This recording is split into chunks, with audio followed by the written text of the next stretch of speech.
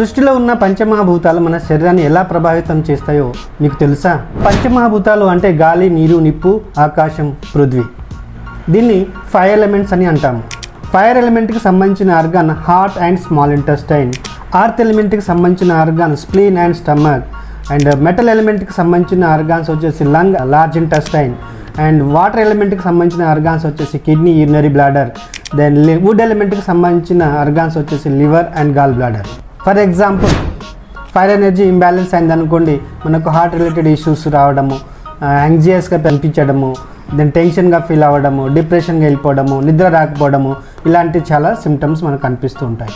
So ఇలా imbalance అయినప్పుడు ఫైర్ని మనం ఆ వాటర్తో బ్యాలెన్స్ చేస్తాము, దెన్ మెటల్ని ఫైర్తో బ్యాలెన్స్ చేస్తాము, వుడ్ని మెటల్తో బ్యాలెన్స్ చేస్తాము, అండ్ అర్త్ని వుడ్తో బ్యాలెన్స్ చేస్తాము, వాటర్ని అర్త్తో బ్యాలెన్స్ చేస్తాము. సో అక్యుపంక్చర్ వైద్యంలో ఇలా మనకు వచ్చే ప్రాబ్లాన్ని ఇలా ఎనర్జీని బ్యాలెన్స్ చేస్తూ మనం కంట్రోల్ చేసుకుంటాం. సో MBS అక్యుప్రెషర్ ఇన్స్టిట్యూట్లో జాయిన్ అయ్యి మీ హీలింగ్ కెరియర్ని స్టార్ట్ చేయండి.